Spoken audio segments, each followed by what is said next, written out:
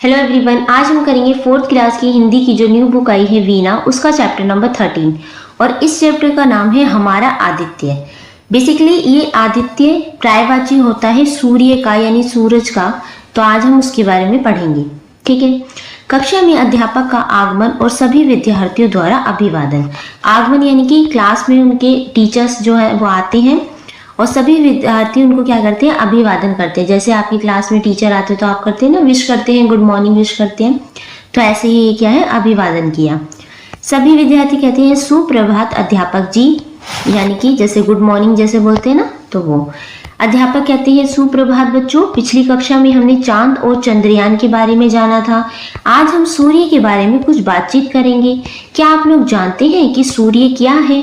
तो अब टीचर क्या कहते हैं, इससे पहले वाली क्लास में हमने चंद्र के बारे में पढ़ा था, चांद के बारे में, आज हम सूर्य के बारे में पढ़ेंगे। तो वाणी कहती है अध्यापक जी, मैंने सुना है कि सूर्य 7 घोड़ों के रथ पर आकाश में यात्रा करने वाला एक राजा है। तो गौरव कहता है हाँ, मैंने भी कुछ ऐसा ही सुना है। तो राहुल कहता है नहीं, सूर्य तो एक आग का गोला है। तो सुमन कहती है अध्यापक जी, सूर्य एक ग्रह है। रवि कहता है नहीं, यह तो एक तारा है। अध्यापक कहते हैं उत्तम। किसके लिए बोला उन्होंने? रवि के आंसर के लिए। रवि ने क्या कहा कि वो एक तारा है। तो अध्यापक कहते हैं कि जैसे उत्तम, बहुत अच्छे, वेरी गुड, सूर्य एक तारा है, ये बहुत अधिक गर्म भी है, इसलिए इसे लोग आग का गोला भी कहते हैं। तो आपको भी पता होना चाहिए सूर्य क्या है, एक तारा है। सभी विद्यार्थी आश्चर्य से, अब सभी बच्चे हैरान हो जाते हैं कि सूर्य एक तारा है। जी अध्यापक जी, यह बहुत गर्म होगा। ज्योति कहती है सूरज पृथ्वी से बहुत दूर है, फिर भी कितनी गर्मी देता है। भास्कर कहता है मुझे गर्मी के मौसम में सूर्य बिल्कुल भी अच्छा नहीं लगता। तो सुमन कहती है मुझे भी, पर सर्दियों में तो धूप से उठने का मन ही नहीं करता है। मेरी नानी तो पूरे दिन धूप में ही रहती हैं, उन्हें बहुत सर्दी लगती है ना, इसलिए। तो सुमन ये कहती है। अब अध्यापक जी कहते हैं सूर्य इतना गर्म क्यों है, क्या आप सबने कभी ये सोचा है? तो अध्यापक अब दूसरा क्वेश्चन करते हैं। तो सभी बच्चों से कहते हैं कि आपको पता है कि सूर्य इतना गर्म क्यों है? तो दिनेश कहता है सूर्य पर हमेशा आग जलती रहती है, इसलिए शायद। तो रवि कहता है अगर ऐसा होता तो वहां आग किसने जलाई होगी? तो धरा कहती है आप दोनों ठीक नहीं सोच रहे, सूर्य पर गर्मी आग की जलने से नहीं होती, बल्कि सूर्य ऐसी गैसों से बना है जो बहुत गर्म होती है। मुझे मेरी मौसी ने एक बार बताया था। अब धरा ने क्या बताया कि सूर्य क्या है? सूर्य एक ऐसी गैसों से बना है जो बहुत गर्म होती है। तो अध्यापक कहते हैं सही कहा, सूर्य मुख्य रूप से हाइड्रोजन और हीलियम नाम की गैसों का एक विशाल गोला है। तो अभी हमने क्या पढ़ा था कि सूर्य एक तारा है क्योंकि वो गोल है। तो उन्होंने बोला अब बना किससे होता है? अब आप सबको पता होना चाहिए कि सूर्य पे मुख्यतः रूप से 2 गैसें पाई जाती है। एक गैस का नाम है हाइड्रोजन गैस और एक गैस का नाम है हीलियम गैस।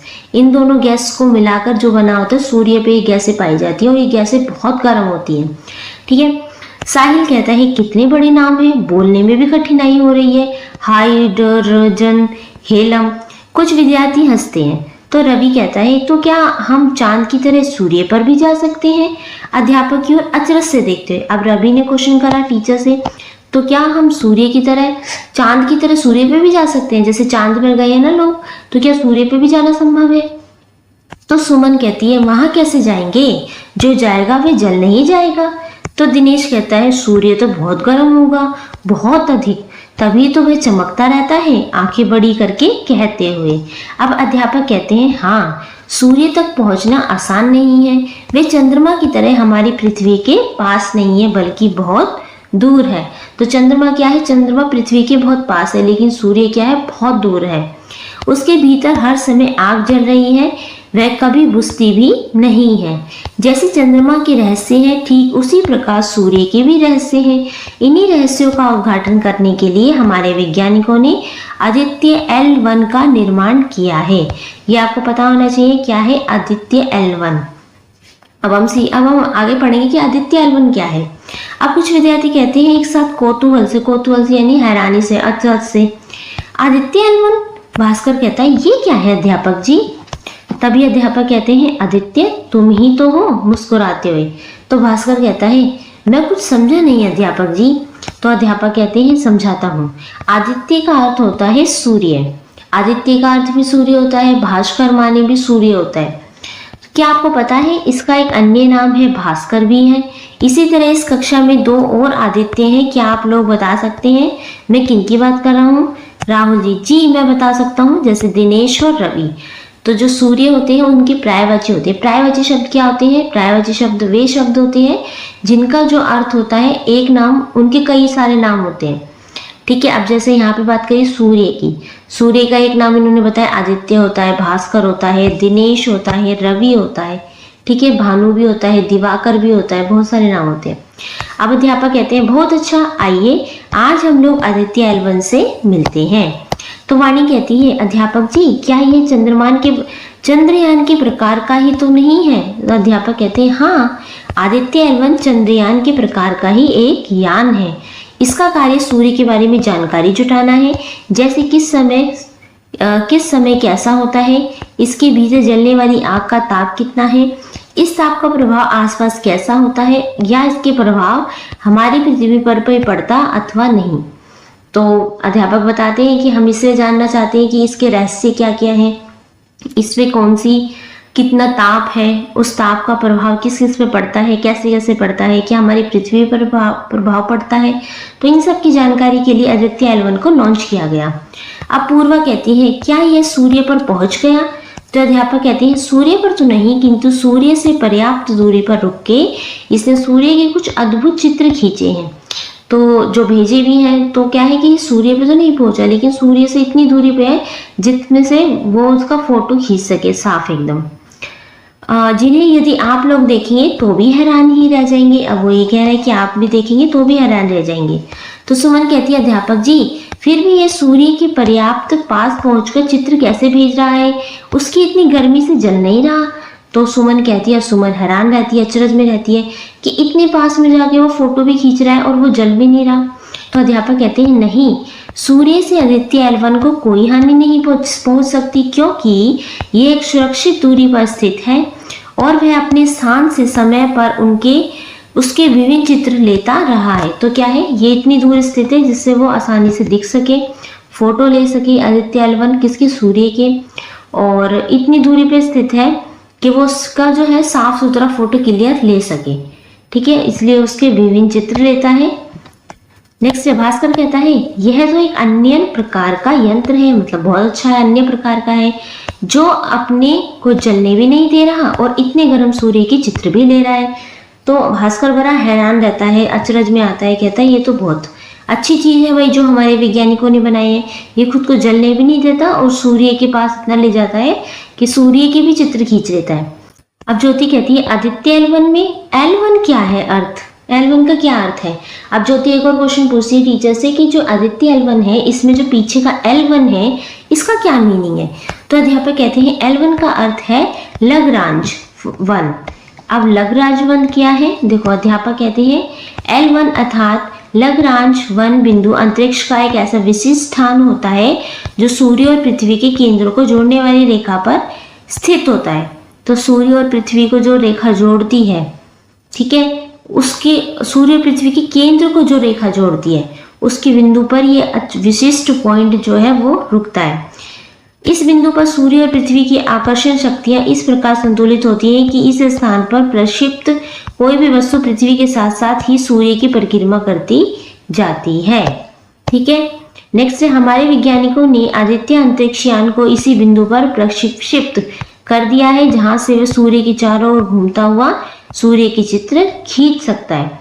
तो दोनों के सेंटर पॉइंट पे इसको जो नया लॉन्च हुआ है इसको रख दिया है वहां पे ताकि ये अच्छे से फोटो ले सके और जो पृथ्वी और सूर्य की बिल्कुल बराबर दूरी पर स्थित है।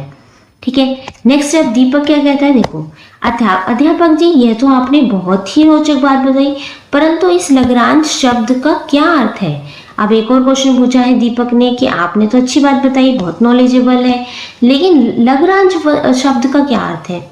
तो अध्यापक कहते हैं वास्तव में लग्रांज 18वीं सदी में इटली का एक गणितज्ञ था। कौन था, एक मैथमेटिशियन था जिसने इस विशिष्ट बिंदु के विषय में बताया था। कौन से विशिष्ट बिंदु के, एक ऐसा बिंदु है जिसपे सूर्य और पृथ्वी की तो दूरी होती है वो बराबर होती है। पृथ्वी से सूर्य की और खुद की दूरी क्या होती है, इक्वल होती है, इसलिए इस बिंदु को उसके नाम से जाना जाता है। उसने इस प्रकार के 4 और बिंदुओं का पता लगाया, इसलिए इन 5 बिंदुओं को L1, 2, 3, 4, 5 5 नामों से जाना जाता है। अब है सुमन कहती है, अच्छा अब मैं समझ गई कि क्यों आदित्य के नाम के अंत में L1 लगाया गया है। पर यह अंतरिक्ष यान अंतरिक्ष में कब भेजा जाएगा, अब ये भेजेंगे कब अंतरिक्ष में। तो अध्यापक कहते हैं आदित्य L1 का प्रक्षेपण 2 सितंबर 2023 को हमारे देश के अंतरिक्ष अनुसंधान संगठन इसरो ने किया था। लग्रांज बिंदु पर स्थित यह अंतरिक्ष यान लगभग 5 वर्ष तक सूर्य के चारों ओर घूमता हुआ इसके विभिन्न चित्र खींचता रहेगा। कितने साल तक घूमेगा, 5 साल तक घूमेगा उसके आगे, जिनका अध्ययन करके हमारे जो वैज्ञानिक हैं सूर्य के रहस्यों का पता लगाएंगे।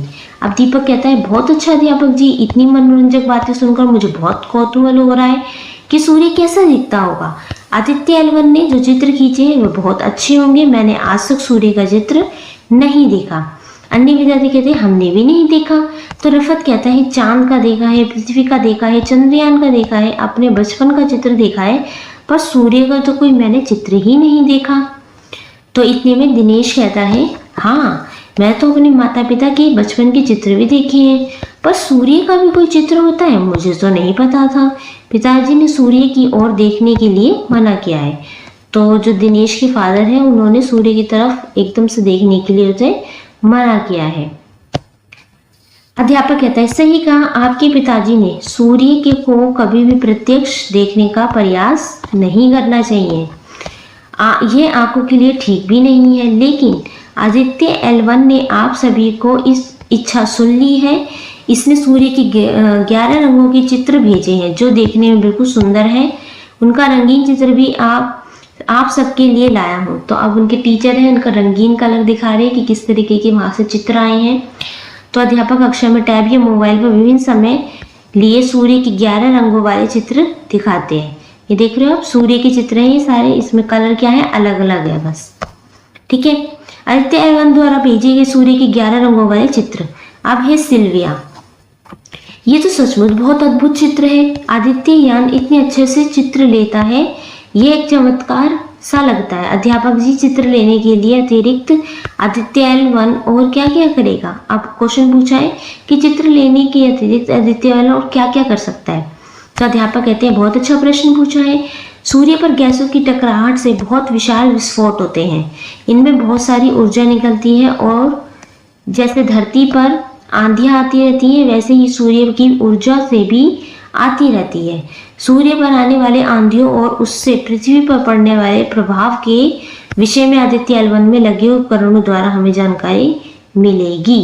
कुछ विद्यार्थी कहते हैं, ये तो सचमुच बहुत अच्छा यंत्र है। कक्षा में बातचीत होने लगती है। अब दीपक कहता है, अध्यापक जी मुझे तो ये सब बहुत अद्भुत बातें जानकर बहुत आनंद आ रहा है। अद्भुत यानी कि बहुत अजीब व गरीब रहस्य जानकर बहुत अच्छा लग रहा है। मैं तो बड़ा होकर अंतरिक्ष वैज्ञानिक बनूंगा और दूर दूर के तारों के विषय में पढ़ूंगा और वहां अंतरिक्ष यान भी भेजूंगा। कौन कहता है, दीपक कहता है। अब सुमन कहती है, अध्यापक जी मैं भी बड़े होकर अंतरिक्ष वैज्ञानिक बनूंगी। मुझे आज के पाठ में बहुत आनंद आया। मैं तो ऐसा अंतरिक्ष यान बनाऊंगी जिसमें बैठकर मैं L1 बिंदु से सूर्य को स्वयं जाकर देख सकूं। अब अन्य विद्यार्थी कहते हैं, हम भी ऐसा ही अंतरिक्ष यान बनाएंगे। तो अध्यापक कहते हैं, आप सब लोग बड़े मेधावी है। मेधावी यानी कि इंटेलिजेंट है। आप बहुत अच्छे वैज्ञानिक बनेंगे, मुझे पूरा विश्वास है। पर बच्चों, अपने अंतरिक्ष यान में मुझे ले जाना मत भूलना, जरूर लेके जाना, ठीक है। इसके साथ ही आपका चैप्टर फिनिश हो जाता है। अब हम देखेंगे इसके पहले नए शब्द, देन क्वेश्चन आंसर। ये है नए शब्द। चांद का मतलब होता है शशि, चंद्र, सोम। चंद्रयान होता है चंद्रमा पर भेजा गया यान। पृथ्वी होती है धरती, वसुंधरा, भू। कठिनाई होती है समस्या, बाधा या परेशानी। रहस्य होता है कोई छिपी हुई या गूढ़ बात। आदित्य होता है सूर्य, भास्कर और दिवाकर। ताप का मतलब होता है गर्मी, ऊष्मा या तापमान। प्रभाव होता है असर, परिणाम और प्रभावशीलता। लग्रांज होता है एक वैज्ञानिक का, एक गणितज्ञ का क्या है, नाम है अंतरिक्ष में संतुलन बिंदु खोजने का।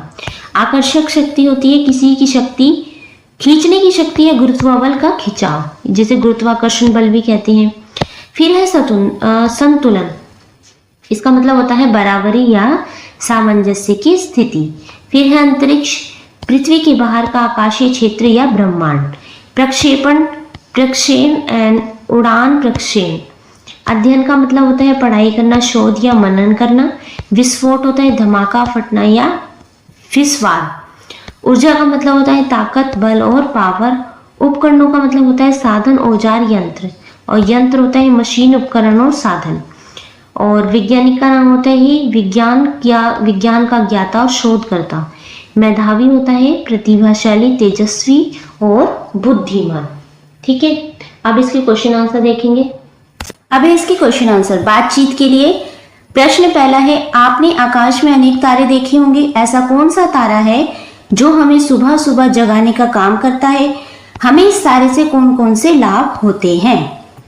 वह तारा सूर्य है जो हमें सुबह सुबह जगाने का काम करता है। इससे हमें रोशनी मिलती है, विटामिन डी मिलता है जो हड्डियों को स्वस्थ रखता है और इससे हमारा मन प्रसन्न रहता है। प्रश्न दूसरा है, भारत में मनाए जाने वाले ऐसे त्योहारों या मेलों के बारे में अपनी कक्षा में चर्चा कीजिए जिनका संबंध सूर्य अथवा चंद्रमा से है। जब मतलब जैसे सूर्य को देख के कोई त्योहार मनाया जाता हो या चंद्रमा को देख के, तो वो बताने आपको। तो इसका आंसर है सूर्य से जुड़े त्योहार है जैसे कि छठ पूजा है, मकर संक्रांति है और पोंगल है। और चंद्रमा से जुड़े हुए त्योहार हैं करवा चौथ, शरद पूर्णिमा, ईद। और भी बहुत सारे त्योहार हो सकते हैं, उनके नाम भी आप यहाँ लिख सकते हैं। प्रश्न तीसरा देखते हैं, आपने कक्षा 3 की पाठ्य पुस्तक वीणा भाग 1 में चंद्रयान पर पाठ पढ़ा है ना? अपने सहपाठियों को चंद्रयान के बारे में कुछ याद करके बताइए। तो आपने जो भी 3rd क्लास में चैप्टर पढ़ा था चंद्रयान, उसमें आपने क्या सीखा था, क्या सीखने को मिला था, वो आपको अपनी क्लास में बताना है। तो इसका आंसर है चंद्रयान भारतीय अंतरिक्ष अनुसंधान संगठन इसरो का एक महत्वपूर्ण मिशन है। इसका उद्देश्य चंद्रमा के विभिन्न रहस्यों का पता लगाकर उनका अध्ययन करना है। यह अंतरिक्ष मिशनों की एक श्रृंखला है जिसमें चंद्रयान 1 है, चंद्रयान 2 तथा चंद्रयान 3 भी शामिल है। प्रश्न चौथा देखते हैं, चंद्रयान की सफलता के बाद सूर्य का अध्ययन करने वाले यान आदित्य L1 के विषय में आपने जो भी सुना, पढ़ा या देखा बताइए। तो इसका आंसर है आदित्य L1 इसरो का पहला सौर मिशन है। तो ये पहला मिशन है जिसने सूर्य के बारे में पता लगाने की कोशिश की है। इसका उद्देश्य विभिन्न और सौर गतिविधियों और अंतरिक्ष मौसम पर उनके प्रभाव को समझकर अध्ययन करना है। ठीक। प्रश्न 5वां है, नीचे दिए गए चित्र को ध्यान से देखिए और बताइए कि। तो यहाँ पे कुछ 3 प्रश्न दिए हुए हैं। पहले तो आप चित्र देख लिए, ये चित्र है, रेनबो है, बारिश हो रही है, सूरज है, ठीक है, बटरफ्लाई है। अब यहाँ पे आपसे 3 क्वेश्चन पूछे हैं। प्रश्न का है, इसमें क्या दिखाया गया है? तो इसका आंसर है इसमें इंद्रधनुष दिखाया गया है।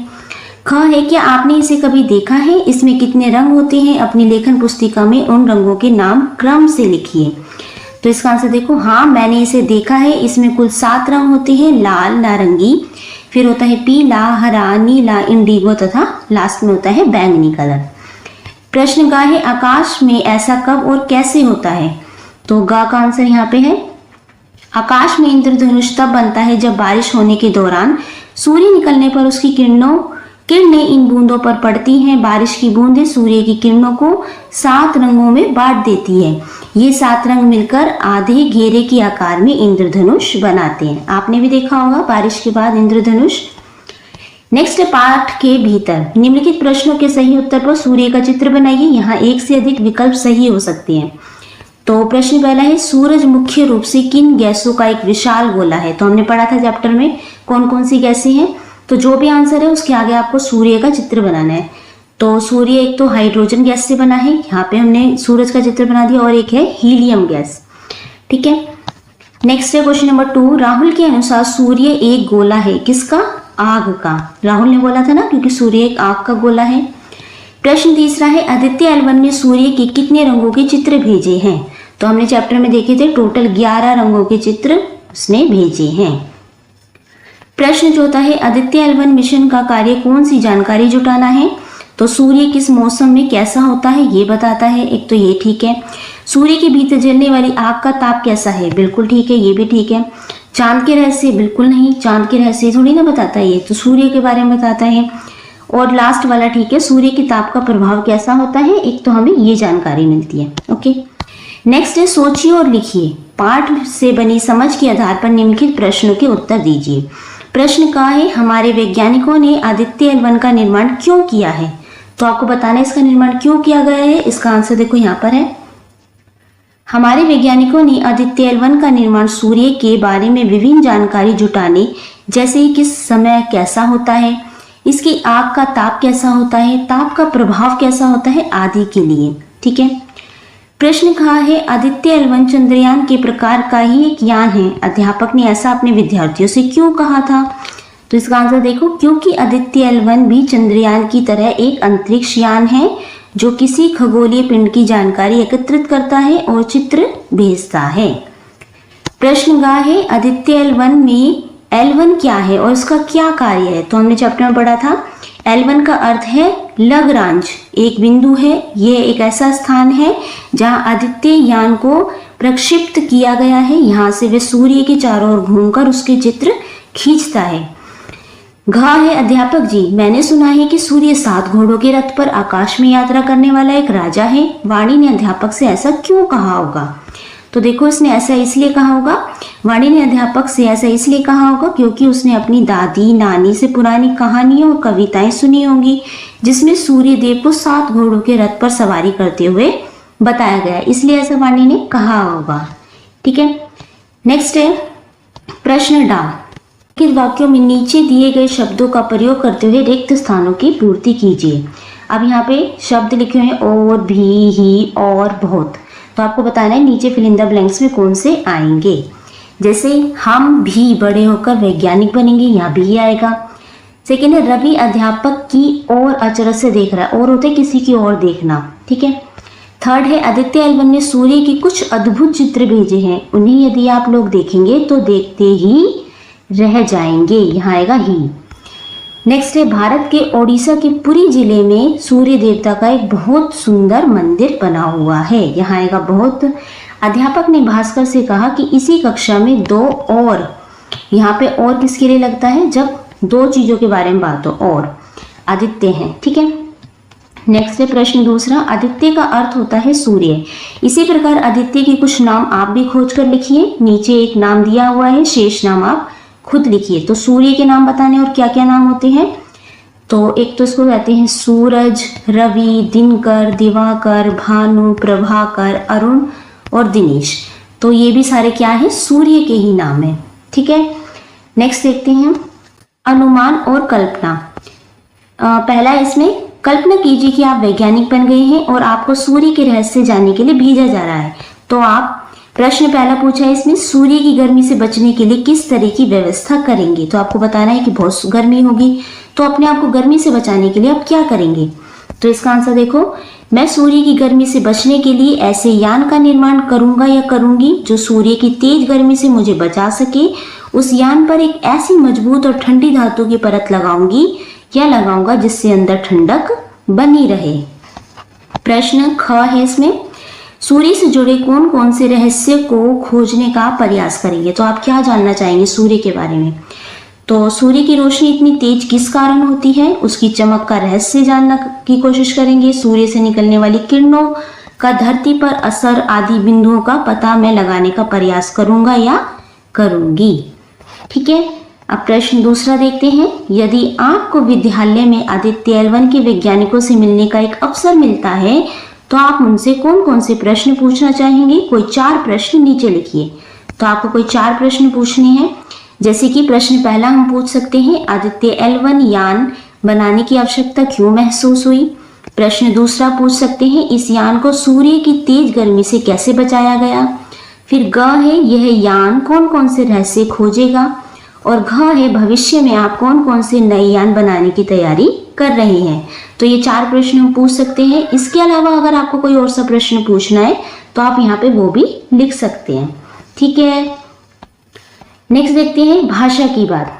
प्रश्न पहला है, निम्नलिखित वाक्यों में उचित विराम चिन्ह लगाइए। अब नीचे कुछ विराम चिन्ह दिए हुए हैं, इनके नाम देखो। सबसे पहले है, ये होता है अल्प विराम। ये वाला होता है, इसे कहते हैं विस्मयादि बोधक चिन्ह। और थर्ड वन होता है प्रश्नवाचक चिन्ह, जब कोई प्रश्न पूछा जाता है तब ये लगाया जाता है। और लास्ट वाला है पूर्ण विराम। तो आपको इसमें लगाने हैं देखो फर्स्ट है यदि ऐसा है तो वहां आग किसने लगाई, तो इसमें किसने यानी कि क्वेश्चन पूछा है तो क्वेश्चन प्रश्नवाचक चिन्ह आ जाएगा। दूसरा है अध्यापक जी, यानी कि यहाँ पे क्या आएगा, ये आएगा आपका विस्मयादिबोधक। लग्रांज वन क्या होता है, यहाँ पे क्वेश्चन भी पूछा गया है तो 2 चिन्ह आएंगे। नेक्स्ट है अच्छा तभी आपका नाम आदित्य एल रखा गया है, तो यहाँ पे भी 2 चिन्ह है, एक है विस्मयादिबोधक और एक है पूर्ण विराम।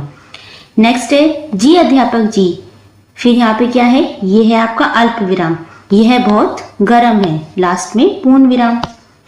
नेक्स्ट है प्रश्न दूसरा, जब शब्द पिटारा दिए गए शब्दों को नीचे दिए गए उसके संबंधित परिवार में लिखिए। तो यहाँ पे एक शब्द पिटारा है, इसमें से आपको छांट के लिखना है कि कौन से संज्ञा वाले होंगे, कौन से सर्वनाम शब्द होंगे, कौन से विशेषण। तो संज्ञा क्या होती है, जो भी नाम वाले शब्द होते हैं, यानी कि किसी का भी नाम संज्ञा होता है। और सर्वनाम होता है जब संज्ञा की जगह पे हम कोई संज्ञा के स्थान पे जब कोई शब्द यूज किया जाता है तो वो होता है हमारा सर्वनाम। और विशेषण होते हैं जो शब्द संज्ञा और सर्वनाम की विशेषता बताते हैं तो वो हमारे विशेषण हो जाते हैं। तो इसमें देखो संज्ञा शब्द में क्या क्या लिखे, आदित्य, सूर्य, सुमन, रवि, दिनेश, वाणी, विद्यार्थी। सर्वनाम में आपके आ जाएंगे मुझे, आप, यह, मैं, हम, मैंने, कुछ। विशेषण हो जाएंगे आपकी गरम, 7, अच्छा, 1, 11, बहुत और 2। ठीक है, तो इस शब्द पिटारा में से ढूंढ के आपको यहाँ लिखनी है। नेक्स्ट है प्रश्न तीसरा, पाठ में आए प्रभाव, अभियान, विशाल, सुप्रभा शब्द में प्र, अभि, वि और सु शब्दांश उपसर्ग का कार्य कर रहे हैं। ठीक है, उपसर्ग कौन से होते हैं, जो शब्द के आगे लगाए जाते हैं। तथा भाव, यान, शाल एवं प्रभात मूल शब्द हैं। तो अब आपको क्या बताना है, अब देखो यहाँ पे स लिखा है, स से इन्होंने बनाया, एक बना है सरस, एक बना है सचित्र। ठीक है, तो आगे जो स लगाए ना इसमें, ये है उपसर्ग। उपसर्ग हमेशा आगे लगाए जाते हैं। उपयुक्त उदाहरण में स उपसर्ग का प्रयोग करते हुए 2 नवीन शब्द बनाए गए हैं। आप इसी प्रकार निम्नलिखित उपसर्गों की सहायता से 2-2 शब्द बनाइए। अब आपको भी 2-2 शब्द बनाने हैं। जैसे यहाँ पे प्र से बनेगा प्रहार, प्रयोग, वी से बनेगा विदेश, विशेष, अभि से बना आपका अभिमान, अभिनेता, सु से बनेगा सुरक्षित और सुप्रसिद्ध। तो आप इसके अलावा भी जो आप बना सकते हैं शब्द वो बनाने हैं, जरूरी नहीं आपको यही लिखने हैं। नेक्स्ट है प्रश्न चौथा, पाठ में आया अध्यापक शब्द पुल्लिंग है तथा नानी शब्द स्त्रीलिंग है। इसके अतिरिक्त पाठ में आए अन्य कोई 2-2 पुल्लिंग और स्त्रीलिंग शब्द खोजकर नीचे लिखिए। तो पुल्लिंग शब्द यूज किए जाते हैं बेसिकली आदमियों के लिए, मैन के लिए, जिसमें आता है, जाता है। ठीक है, और स्त्रीलिंग शब्द यूज किए जाते हैं जो फीमेल होती है, स्त्री होती है, जैसे ये खाती है, पीती है। ठीक है, इस तरीके से। तो पुल्लिंग शब्द यहाँ पे लिखे साहिल और भास्कर। स्त्रीलिंग शब्द है वाणी और ज्योति। 2 बच्चों के, लड़कियों के नाम आए ना इसमें। नेक्स्ट है प्रश्न 5वां, नीचे दिए गए शब्दों के विपरीत अर्थ वाले शब्द वर्ग पहेली में से ढूंढकर वाक्य में प्रयोग कीजिए। अब आपको एक वर्ग पहेली दी हुई है, उसमें से आपको शब्द लिखना है, उसका विपरीत यानी कि अपोजिट लिखना है, फिर उसका वाक्य में प्रयोग भी करना है। सबसे पहले है बहुत का विपरीत होता है कम, तो यहाँ पे है कम, तो इसका वाक्य बन जाएगा रिया कम बोलती है। नेक्स्ट है पुराना, पुराने का विपरीत होता है नया, ये है यहाँ पे नया, तो इसका वाक्य में प्रयोग हो जाएगा पिताजी नया बस्ता लाए। ठीक है, नेक्स्ट है ग प्रकाश, प्रकाश का विपरीत होता है अंधकार, इसका वाक्य में प्रयोग हो जाएगा अंधकार होने से पहले ही पक्षी अपने घोंसलों की ओर लौट गए। फिर है घ दूर, दूर का विपरीत होता है पास, वाक्य में प्रयोग है मेरे घर से विद्यालय पास ही है। फिर है ड यानी कि बड़ा, बड़े का विपरीत होता है छोटा, वाक्य में प्रयोग होगा मेरा छोटा भाई शरारती है। तो अब इसमें भी ढूंढोगे आप पास अंधकार, जैसे ये है अंधकार, पास, कम, नया और छोटा। इस तरीके से आपको ये सर्कल भी करने हैं। नेक्स्ट है प्रश्न 6, पाठ में सूर्य शब्द का प्रयोग हुआ है। इस शब्द के अनेक नाम आपने पढ़े और सुने होंगे। इस शब्द का प्रयोग अलग अलग प्रकार से होता है, जैसे सूर्य की किरणों से हमें विटामिन डी मिलता है। इस वाक्य में सूर्य एक तारा है। ठीक है, नेक्स्ट है सूर्य हमारी कक्षा में पढ़ता है। अब इस वाक्य में सूर्य क्या है, एक विद्यार्थी है। एक सूर्य की बात हो रही है जो आसमान में चमकता है तारा, और एक सूर्य की बात हो रही है क्लास में एक बच्चे का नाम है। अब जल तथा कर शब्दों से जुड़े अलग अलग अर्थों वाले वाक्य अपनी लेखन पुस्तिका में लिखिए। अब आपको ऐसे ही दो शब्द बनाने, एक जल से और एक कर से। तो देखो जल का यहाँ पे बना है, जल होता है आपका पानी, तो नदी का जल बहुत साफ है। दूसरा होता है जलना, यानी कि क्रिया होती है ये, लकड़ियां आग में जल रही हैं, ठीक है। नेक्स्ट है कर। कर का मतलब क्या होता है? हाथ या टैक्स। एक होता है हाथ, यानी कि राजा ने अपने कर से स्वयं दान दिया। टैक्स होता है हर नागरिक को ईमानदारी से आयकर देना चाहिए। नेक्स्ट देखते हैं आदित्य L1 और सूर्य की भेंट। यहाँ पर आदित्य L1 और सूर्य के बीच बातचीत हो रही है। आप इस बातचीत को आगे बढ़ाइए। तो यहाँ देखो, तो क्या बातचीत हो रही है? सबसे पहले सूर्य कहते हैं ये है आदित्य L1, इससे कहता है सूर्य, अरे आप कौन है? आपको पहले कभी नहीं देखा। तो ये कहता है मैं आदित्य L1 हूँ, मैं आपको जानने और समझने आया हूँ। अब सूर्य कहता है बहुत अच्छा, मैं तो धरती पर सबको रोशनी और ऊर्जा देता हूँ। अगर लोग मेरे बारे में और जानेंगे तो उन्हें और फायदा होगा। अब आदित्य L1 कहता है हाँ, मैं आपकी तस्वीरें लूंगा, तापमान और किरणें की जांच करके सारी सूचनाएं धरती पर भेजूंगा। ठीक है, तो आप जरूरी नहीं आपको यही बातचीत लिखनी है, आप अपनी मर्जी से यहाँ पे कोई और भी बातचीत लिख सकते हैं। ठीक है, नेक्स्ट देखते हैं पार्ट से आगे। प्रश्न पहला है इसमें, इस चित्र में क्या दिखाया गया है? अपने घर या आस पड़ोस में आपने कभी ऐसा करते देखा है? कक्षा में अपने अपने अनुभव को साझा कीजिए। ये देख रहे हो आप पिक्चर, तो देखो इसका आंसर। प्रस्तुत चित्र बिहार एवं उत्तर प्रदेश में मनाए जाने वाले महापर्व छठ का है। छठ पर्व में डूबते सूरज व उगते सूरज दोनों की उपासना यानी पूजा की जाती है। यह 3 दिनों तक चलने वाला एक पर्व यानी कि त्योहार है। ओके, नेक्स्ट है प्रश्न दूसरा, सूर्य के प्रकाश के संपर्क में आने से शरीर को कौन कौन से लाभ होते हैं? सहपाठियों के साथ चर्चा कीजिए। तो आपको बताना है कि सूर्य के प्रकाश से शरीर को क्या क्या लाभ होता है। तो सूर्य से मिलने वाले विटामिन डी की सहायता से हमारी हड्डियां मजबूत होती हैं, शरीर की रोग प्रतिरोधकता क्षमता बढ़ती है, सुबह की धूप त्वचा के लिए बहुत लाभकारी होती है। ठीक है, प्रश्न तीसरा देखते हैं। दिए गए चित्र को ध्यान से देखिए। यह चित्र सौर ऊर्जा का है। सौर ऊर्जा सूर्य के प्रकाश से प्राप्त अक्षय यानी कि जो समाप्त नहीं होती ऊर्जा है। शिक्षक के दिशा निर्देश में कक्षा को 4 समूह में विभाजित कीजिए और सौर ऊर्जा के बारे में जानकारी प्राप्त कर कक्षा में चार्ट पेपर पर प्रस्तुत कीजिए। अब यह है आपका सोलर पैनल, इस तरीके से घर पे लगाया जाता है। सूर्य की रोशनी में क्या होता है, ये चार्ज हो जाता है। ठीक है, तो आपको लाइट जलाने की जरूरत नहीं पड़ती। इसमें क्या होता है, बिल नहीं आता, इसी से फ्री में लाइट जलती है। तो आपको अपने शिक्षक यानी अध्यापक की दिशा निर्देश में कक्षा में 4 समूह में विभाजित होना है और सौर ऊर्जा के बारे में जानकारी प्राप्त करना है। कक्षा में चार्ट पेपर पे ये बना के और प्रस्तुत करना है। ठीक है, ये आप एक्टिविटी है खुद करेंगे। प्रश्न चौथा देखते हैं। दिए गए चित्र को ध्यान से देखकर निम्नलिखित प्रश्नों के उत्तर दीजिए। अब यहाँ पे आपको चित्र दिखाया गया है, ये है आपका सूर्य, यहाँ पे है आपका आदित्य L1, ये रहा, देखो कहाँ पे ये सूर्य है, ये पृथ्वी है आपकी, उसके बीच में है L1। ठीक है, तो यहाँ पे कुछ क्वेश्चन पूछे हुए हैं। इस चित्र में 5 लघुराज बिंदु दिखाए गए हैं। आपके विचार से हमारे वैज्ञानिकों ने आदित्य यान के स्थापन के लिए L1 बिंदु हुई क्यों चुना? तो यहाँ पे कितने सारे L1 है ना, दिख रहे हैं आपको, L1 5 है, यहाँ 4 है, या 3 L1 है, या L1 2 है। तो इन्होंने 1 ही क्यों चुना? तो देखो L1 बिंदु सूर्य और पृथ्वी के गुरुत्वाकर्षण बलों को संतुलित स्थान पर रखता है। इस बिंदु का सूर्य का निरंतर और स्पष्ट अध्ययन करना संभव है। तो यहाँ से क्या होगा, सूर्य को अध्ययन आसानी से किया जा सकता है, तो इसलिए जो वैज्ञानिकों ने यही बिंदु चुना।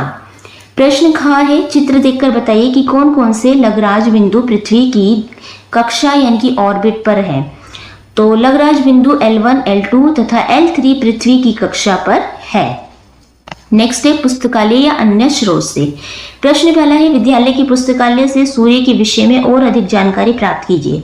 तो आपको सन के बारे में, सूरज के बारे में बहुत सारी जानकारी प्राप्त करनी है, क्या क्या फायदे होते हैं, किस तरीके से उसकी धूप से हम क्या क्या यूज करते हैं। ठीक है, तो आपको सारी जानकारी अपने स्कूल की जो लाइब्रेरी में वहां से जाके देखनी है। प्रश्न दूसरा है, सूर्य ग्रहण क्यों लगता है? इस अवसर पर कहाँ कहाँ मेले लगते हैं? इस विषय में अपने विद्यालय की पुस्तकालय, अभिभावकों व अन्य स्रोतों से जानकारी प्राप्त कर सहपाठियों से साझा कीजिए। तो इसका आंसर देखो, जब चंद्रमा सूर्य और पृथ्वी के बीच में आ जाता है, क्या कह रहे हैं, ध्यान से सुनो, जब चंद्रमा सूर्य और पृथ्वी के बीच में आ जाता है और सूर्य का प्रकाश पृथ्वी तक नहीं पहुंच पाता, तब सूर्य ग्रहण लगता है। इस अवसर पर विशेष रूप से हरिद्वार, प्रयागराज, उज्जैन, नासिक, कुरुक्षेत्र, वाराणसी आदि स्थानों पर मेलों का आयोजन किया जाता है।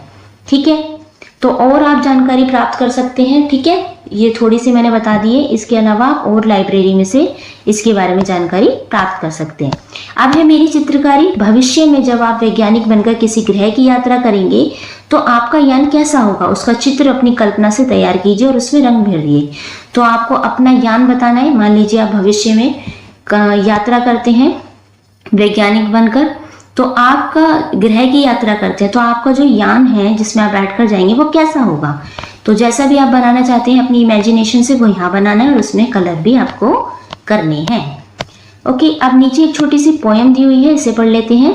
हम सब सुमन एक उपवन के, सुमन होता है फूल और उपवन होते हैं बाग या बगीचे। तो कह रहे हम सब फूल एक ही बाग बगीचे के हैं। तो हम सब सुमन एक उपवन के, एक हमारी धरती सबकी, जिसकी मिट्टी में जन्मे हम, मिली एक ही धूप हमें है। सींचे गए एक जल से हम, पले हुए हैं झूल झूल कर, पलनों में हम एक उपवन के। तो कह रहे हम सुमन एक उपवन के, यानी कि हम जो फूल हैं एक ही बाग बगीचे के हैं, हम एक ही धरती पे रहते हैं, एक ही जैसी हमें मिट्टी मिलती है, एक ही धूप मिली, एक ही धूप हमें, हम सबका सूरज भी एक ही है, उससे हमें एक जैसी ही धूप मिलती है, एक जैसा ही हम जल पीते हैं क्योंकि हमारी नदियाँ भी एक ही हैं। पले हुए हैं झूल झूल कर, सभी बच्चे छोटे छोटे पलनों में, जैसे झूलों में झूलते हैं ना, तो सबके जो एक जैसे पले बड़े हैं। सूरज एक हमारा, जिसकी किरणें उड़की कली खिलाती, एक हमारा चांद चांदनी, जिसकी हम सबको नहलाती, मिले एक से स्वर हमको हैं भंवरों के मीठे गुंजन के। तो कह रहे कि जो सूरज है हमारा वो भी एक है, उसकी जो किरणें हैं और होता है हृदय, हृदय की कली वली खिलाती है हमारी। एक हमारा चांद है, उसकी चांदनी भी हमारी एक है सबकी, जिसकी हम सबको नहलाती, मिले एक से स्वर हमको, सब एक से बोलते हैं ना, एक किसी की आवाज़ बस थोड़ी सी अलग हो सकती है लेकिन बोलते तो सब हैं। तो भंवरों के मीठे गुंजन के। दूसरा है रंग रंग के रूप हमारे अलग अलग है क्यारी क्यारी, लेकिन हम सबसे मिलकर ही है उपवन की शोभा सारी। एक हमारा माली, हम सब रहते नीचे एक गगन के। तो कह रहे रंग हमारे, बेशक से हमारे जो कलर है अलग अलग है क्यारी, हम बेशक से छोटे बड़े हैं, ऊंचे नीचे हैं, अलग अलग कपड़े पहनते हैं, लेकिन हम सब मिलकर एक ही हैं, हमसे ही है उपवन की शोभा सारी। अगर जैसे बाग बगीचा वहाँ पे फूल ना हो तो कोई बगीचा अच्छा थोड़ी ना लगेगा, तो इसलिए कह रहे हैं कि हमसे ही है उपवन की शोभा सारी। अगर हम हैं धरती पे अच्छे छोटे बच्चे तो हमसे ही है उपवन की शोभा। एक हमारा माली, यानी कि जब हम भगवान की पूजा करते तो हमारा एक ही माली है। ठीक है, हम सब रहते हैं एक नीचे गगन के, यानी कि जो हमारा आसमान है, हमारा गगन है, वो क्या है, एक ही है सबका। कांटों में खिलकर हम सबने हंस हंस कर है जीना सीखा, एक सूत्र में बंधकर हमने हार गले का बनना सीखा। सबके लिए सुगंध हमारी, हम श्रृंगार धनी निर्धन के। कह रहे कांटों में खिलकर हमने सबने हंस हंस कर जीना सीखा। हम सब चाहे कैसे भी रहते हो, चाहे अमीरी हो गरीबी हो, चाहे कैसे भी हो, लेकिन हम सब हंस हंस कर जीना सीखते हैं। एक सूत्र में हम बंध कर रहते हैं, हार गले का बनना सीखा। हम सबके लिए सुगंध हमारी, सबके लिए सुगंध हमारी। तो जो फूल होता है वो ऐसा तो है नहीं किसी एक के लिए खुशबू देगा, बल्कि जो फूल होता है वो खिलता तो खुशबू सब जगह फैलती है। तो सबके लिए है सुगंध। हम श्रृंगार धनी निर्धन के, चाहे हम धनी है निर्धन है, लेकिन हम क्या है, श्रृंगार धनी निर्धन के। तो ये प्यारी सी पोएम लिखी है द्वारिका प्रसाद माहेश्वरी जी ने। आप इसको खुद पढ़ के देखना अच्छे से लय गाकर। इसके साथ ही आपका चैप्टर ये फिनिश हो जाता है। अगर इसमें कोई डाउट है तो आप नीचे कमेंट कर सकते हैं। वीडियो अच्छी लगे तो प्लीज़ लाइक शेयर सब्सक्राइब करना ना भूलें। Thank you.